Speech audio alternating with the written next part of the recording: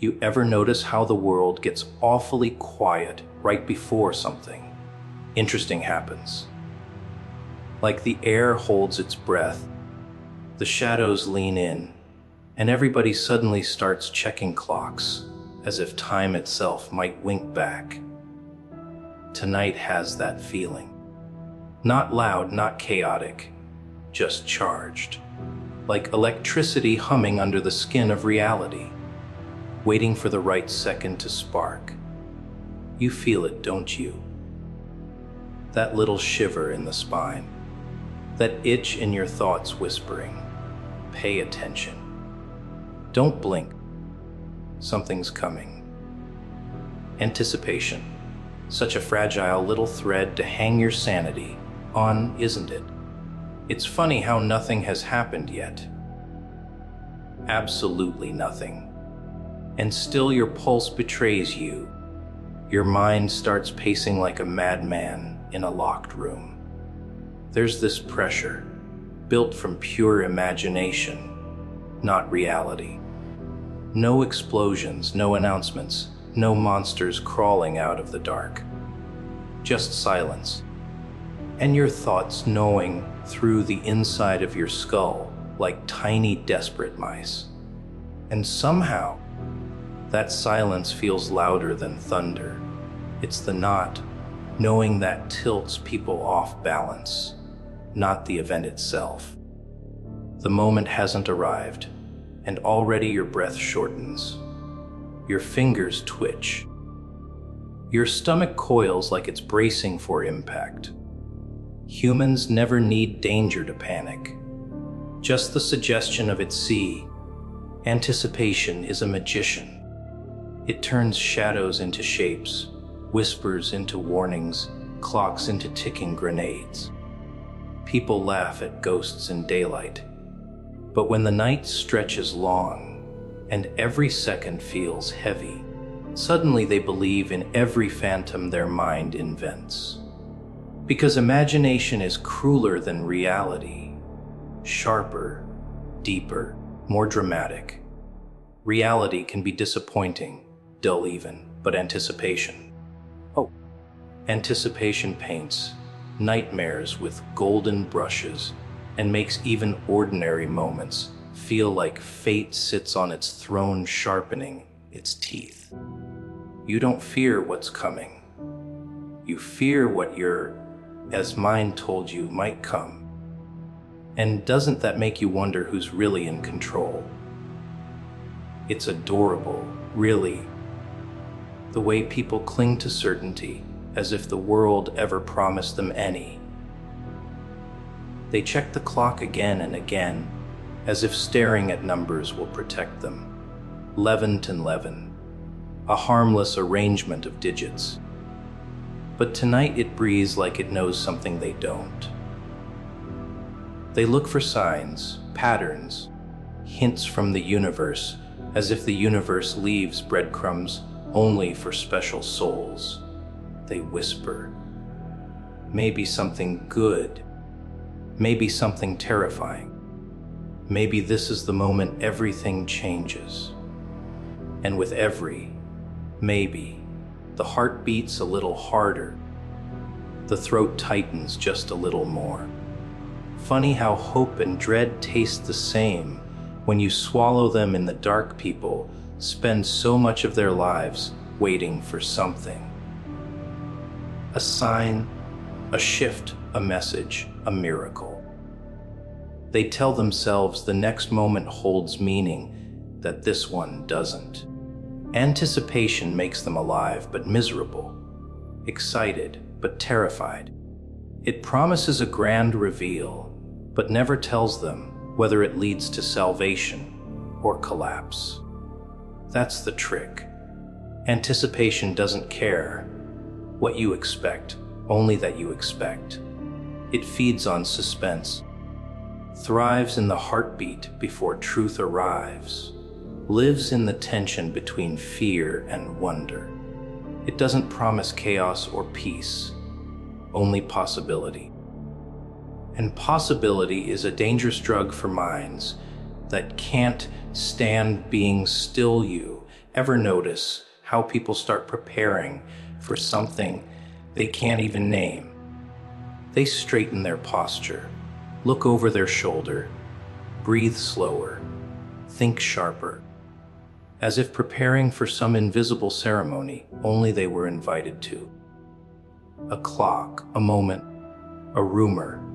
That's all it takes to turn ordinary life into a secret stage where something enormous might step into the light. And they don't want to miss it. They don't want to blink. They don't want to be the fool who slept through destiny tapping politely at the door. It's almost poetic, the way anticipation makes everyone feel chosen. Even when they're trembling and, beneath all that excitement, all that nervous thrill, lies a terrible question. What if nothing happens? What if the spark fizzles, the clock strikes, and the world stays painfully, cruelly normal? That creates a different kind of panic. Disappointment dressed as relief, because deep down, humans crave a disruption, a shock, a twist. Something that shakes their predictable little reality and whispers, "You were right to feel the tension." They want the universe to wink back at them. They want meaning. They want proof that their nerves weren't wasted. Anticipation isn't about fear of what's coming. It's fear that nothing will come at all, and they'll be left alone with their restless imagination and quietly aching expectations. So they sit with their racing hearts and twitching thoughts, waiting, watching, clinging to possibility like it's oxygen. The moment hasn't arrived, yet anticipation already has its claws deep in their spirit, pulling strings, stirring chaos behind calm eyes. Isn't that delicious? The most haunting moments in life aren't when things explode. They're when everything is still, but your bones swear something is stalking the edge of time, ready to leap the second you dare to relax. It's not the event that changes people.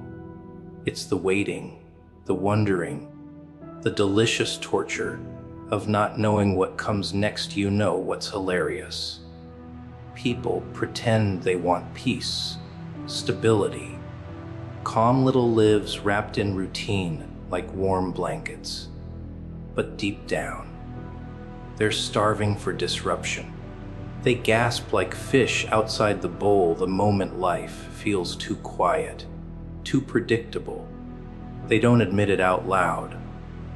Oh, no, they dress it up as boredom, restlessness, feeling stuck.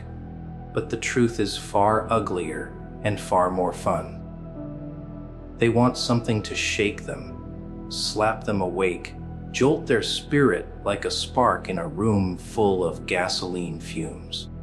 They crave shock the way addicts crave their next hit, and they will invent disasters in their own heads if the world doesn't serve one fast enough. It's funny how ordinary life feels like suffocation to them. Coffee, work, traffic, scrolling, sleeping, repeat. Predictability isn't comfort, it's a slow poison.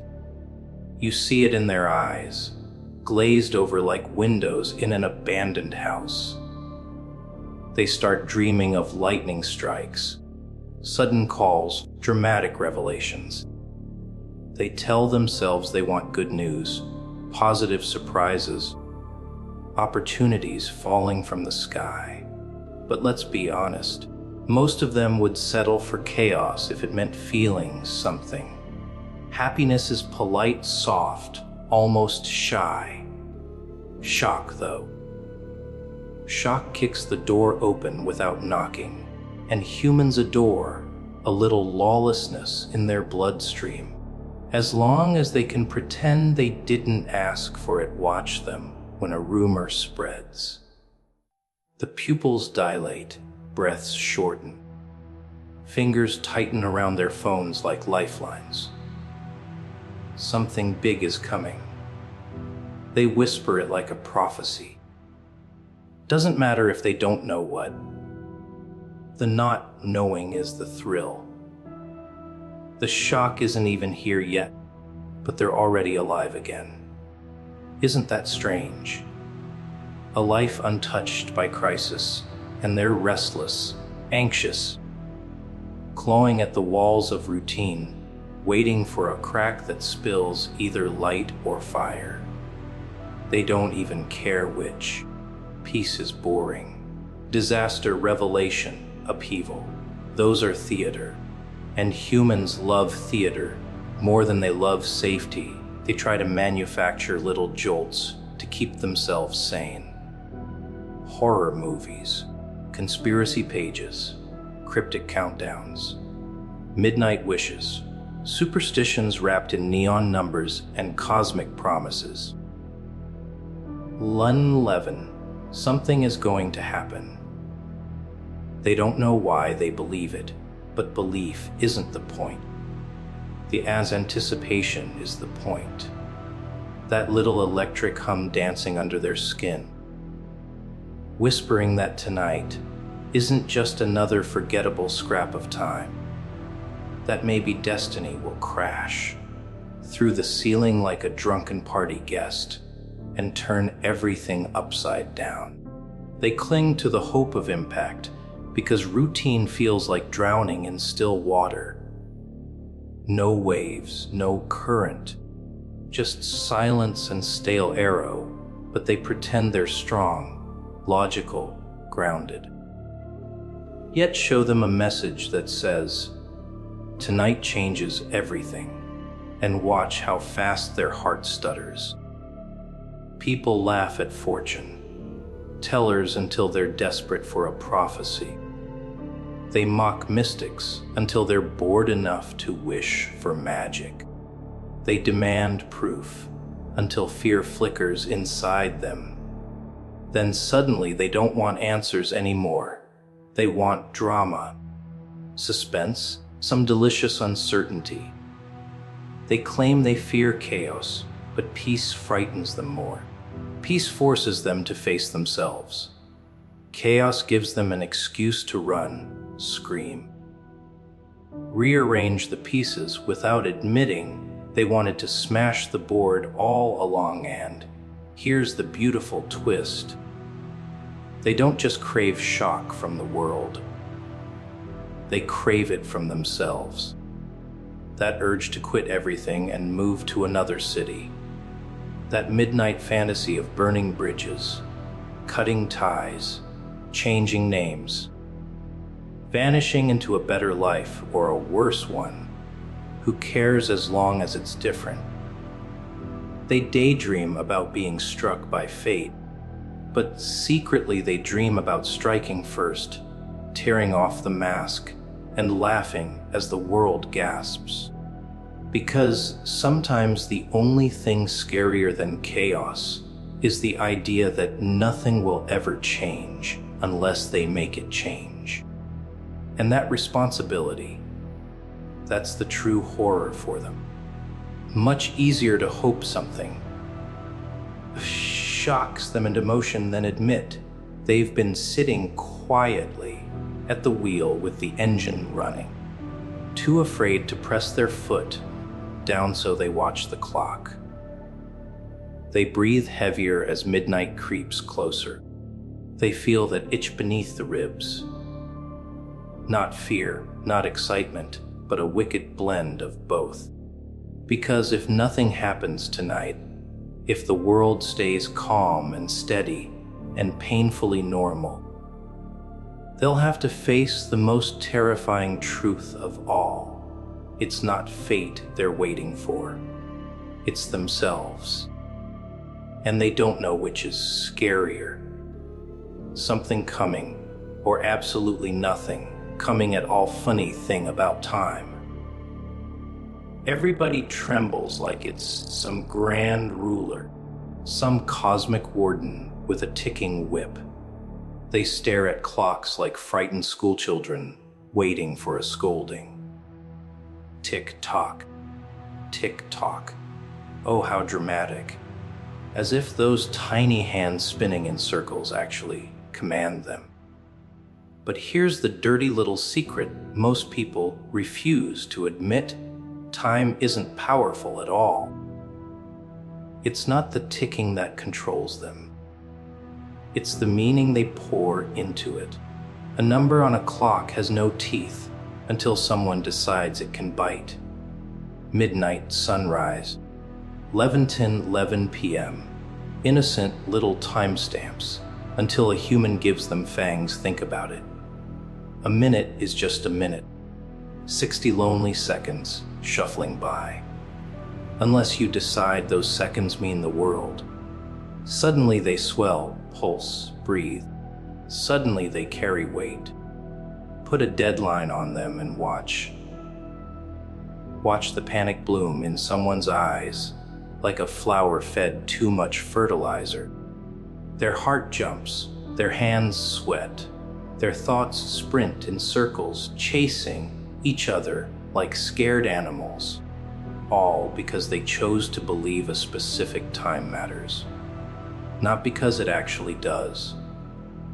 Without meaning, time is just a polite background hum, but add anticipation, fear, hope, and suddenly it becomes a drumbeat in the skull. People worship clocks more than gods, more than truth, more than themselves. They whisper wishes at 11:10:11, dread midnight like it's a trapdoor to doom. Count the seconds before a message arrives, as if the universe is grading their patience. Why? Because the mind needs symbols.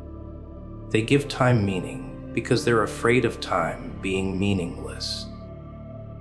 If nothing matters, if every moment is equal, then they would have to confront the most horrifying reality of all, that they are the ones who choose significance, and choice is terrifying. Because if you choose wrong, if you waste time you gave power to, what does that make you? Guilty, afraid, lost. Humans hate feeling responsible for their own moments. Much easier to blame the clock. It's almost adorable how they say, "There's not enough time." They whine, panic, pray, scream internally, "I'm running out!" But what are they really running from? Not the ticking. No. They're running from the mirror time holds up. Every passing second reminds them that they could act, they could change, they could speak, leap, decide, but they haven't. Time doesn't trap them. Hesitation does. Time isn't the chain, fear is. If clocks vanished tomorrow, most people wouldn't feel free. They'd feel naked, lost. No structure to blame, no seconds to hide behind, no countdown to pin their anxiety on. Imagine that.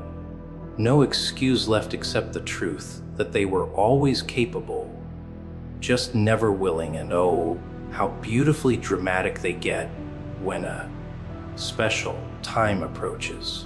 They lean in, breath quickening, as if fate has an appointment. Something might happen at this moment. They don't question who promised it. They don't ask why it matters.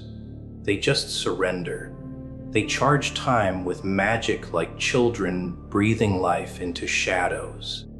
But ask them why 11:11 matters, why New Year's feels powerful, why midnight holds superstition like a locked box. They shrug, mumble, say, "It just does." No. It doesn't. You do. Humans sprinkle mystery on ordinary moments because without mystery, the world feels unbearably plain. the hilarious twist. The moment you stop bowing to the clock, time panics. It loses its throne. You become untouchable. Because then you don't wait for the right minute. You create it. You don't whisper to a number hoping for magic. You become the magic. And suddenly the ticking feels small, almost cute. Like a toy pretending it was ever a threat. People don't fear running out of time. They fear realizing they could have acted at any time. They don't fear the clock. They fear themselves.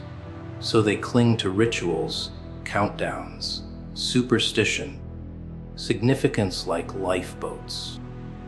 They ask the clock to tell them when life matters, when to feel hope, when to expect wonder, when to panic. They hand time the keys to their mind and say, "Tell me when to live." And the clock laughs. Not because it's powerful, but because they made it powerful. The meaning isn't in the minute. It's in the person shaking while they wait for it. The magic isn't in the hour. It's in the belief trembling around it. Time isn't the king. Belief is. And belief can crown anything, even a number glowing softly on a screen in the dark. Oh, panic. What a wonderfully dramatic little costume people love to wear. They call it instinct. They call it survival. They call it, "I just can't help it." What a convenient excuse. Panic is rarely instinct. It's habit. A reflex they polish like a nervous tick, ready to pull out the moment life whispers instead of screams. Someone hears a rumor, a sound, a countdown, a cryptic time like 11 and lemon, and instead of breathing, instead of thinking, they sprint straight into chaos in their own head. They build disasters out of dust. They turn tiny unknowns into cosmic catastrophes with the imagination of a poet and the emotional stability of a balloon near a needle. And they call that instinct, please. Instinct is sharp, clean, decisive. The animal inside doesn't scream, it tracts. Panic isn't instinct. Panic is theater, and humans adore an internal stage. They throw themselves into fear like it's a warm bath. Hearts racing, breath short, hands shaking, mind spinning. It makes them feel alive. Isn't that funny? They dread fear, yet chase it every chance they get. They don't fear the unknown. They fear sitting still with it. They don't fear danger. They fear waiting for it.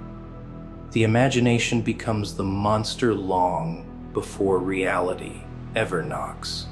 But here's the punchline. Panic pretends to protect you, but really, it blinds you. It turns sharp minds into fog, turns strong bodies into trembling statues, turns potential into paralysis. Panic doesn't help you escape danger. It chains you to it, freezes your thinking, narrows your vision, makes you desperate for control while handing it away. It's the grand illusion of urgency. The mind screams, "Do something." Anything. And suddenly people leap off cliffs because standing on solid ground felt scarier. Most people don't break from what happens. They break from what they imagine might happen. They crumble under possibilities, not realities.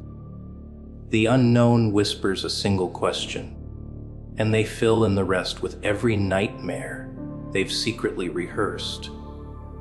Anxiety is just creativity with a dark wardrobe.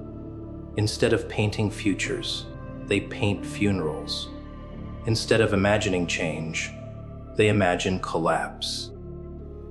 And then they swear the world is cruel, when it was their mind sharpening the blade all along. Yet, look at the rare ones. The ones who breathe when everyone else runs in circles. They don't flinch, they don't scramble. They don't let the clock or whispers or shadows puppeteer their nerves. Chaos doesn't cage them. It crystallizes them. While everyone else loses shape, they sharpen. They see clearer, move slower, choose smarter. Not because they're cold or fearless. Oh no. But because they know panic is just fear wearing clown makeup, hoping to be taken seriously. Calm isn't the absence of fear. It's refusing to let fear hold the microphone. And here's the irony. People think staying calm makes them weak, passive, unaware. But panic is predictable. Panic is prey behavior. Calm is dangerous. Calm is power. Calm unnerves the frightened. Calm unsettles the fearful. Calm tells the storm, I'm not moving. When everyone else runs toward noise, the calm one listens for truth. When everyone else reacts, the calm one chooses. That's the real threat, not chaos, but someone who refuses to bow to it. You see it in emergencies, in heartbreak, in countdowns, in whispers of something big coming tonight. Some people unravel, others inhale slow, exhale slower, and step forward like they're walking through falling glass without blinking. They don't rush to conclusions, don't collapse into fear, don't surrender to imagination's worst case parades. They don't give panic the satisfaction of controlling them. They watch it dance, scream, shake, then smile, because they know panic is loudest when it's weakest, and oh, how the panicked crowd hates the calm one. They call them emotionless, detached, strange, uncaring, but really, they envy them. Because deep down, every trembling soul wishes they could be the one who doesn't flinch when the world creaks. The one who trusts themselves more than the ticking clock, the rumor, the shadow, the unknown. Panic is a choice disguised as instinct. And once you see that, once you realize fear can knock without being invited in, suddenly chaos isn't scary anymore. It's silent. And silence, to most people, is the loudest thing in the world. Funny thing about chaos. Everyone thinks the loudest one wins. They think the person running, screaming, pacing, refreshing news, checking clocks, clutching their chest like they're auditioning for a tragedy, they think. That's power. No, that's noise. And noise is just fear wearing a megaphone. Real power, that's quiet. Real strength. Oh, it moves like a shadow, not a storm. Stillness. That's where the real danger lies. Stillness in chaos isn't apathy, it's precision. It's a lion lying calmly in tall grass while anxious deer run in circles, making themselves easy targets. People confuse motion with strength because movement makes them feel less helpless. But stillness means you trust yourself enough not to flail. Look around when tension rises. Someone yells, someone panics, someone overreacts, someone tries to lead without thinking. And then there's one person who just sits there, eyes steady, breathing slow, watching everything. They don't jump, don't twitch, don't scramble for control like a drowning man grabbing at bubbles. They look almost amused. It irritates everyone. Why aren't you worried? Why aren't you reacting like the rest of us? Because reacting isn't power. It's surrender disguised as participation. When chaos hits, most people aren't responding. They're obeying their fear. Instantly, blindly. Willingly, stillness is rebellion. Stillness is someone whispering to panic. Not today. It's the refusal to perform emotional theater for the world. And oh, how the world loves its drama. People act like chaos demands their panic, like they owe fear a performance. They think movement equals bravery. No, movement often equals weakness. It means fear got a hold of the wheel, and they're just passengers pretending they're driving. Stillness. That's someone ripping the wheel back quietly, while everyone else is too busy screaming to notice. Funny, isn't it? Everyone claims they want peace, clarity, control. Yet the moment peace arrives disguised as silence, they choke. They need noise to feel alive. They fear calm because calm forces them to hear their own thoughts, to face their own reflection without distraction. Chaos is a wonderful mask for fragility. Stillness rips it off, and people don't like being exposed like that. They call the calm one cold, heartless, detached, because nothing scares a panicked herd more than someone who doesn't join the stampede. There's a special type of strength in the one who doesn't rush to fill silence, who doesn't need to scream to feel seen, who doesn't need to run to feel safe. They sit with uncertainty the way others sit with comfort, casually, confidently, dangerously. They understand the secret. Everyone avoids noise, burns energy, but stillness stores it. Panic drains you before the threat even arrives. Stillness arms you, while everyone else is exhausted from imagining disaster. The still one is prepared if disaster actually shows up. Calm isn't weakness. It's loaded potential. Picture it. A room full of nervous faces, bouncing knees, tapping fingers, fast breathing, darting eyes, and one person leaning back, relaxed, maybe even smiling slightly. People don't say it, but they feel it. That's the person you'd follow. Not the loud one, not the frantic one, the quiet one. Because instinct knows something intelligence often forgets. Noise is desperate. Quiet is confident. Panic asks, what do we do? Stillness says, we'll see. One is fear running wild. The other is fear sitting obediently in the corner because someone stronger told it to wait. And deep down, everyone wishes they could be that quiet force. The storm that doesn't need to roar to be feared. The mind that doesn't need to rush to feel in control. The presence that doesn't shake when the world does. People think staying still when chaos knocks means you're ignoring danger. No, it means you don't worship it. It means you don't hand your power over like a gift the moment life raises its voice.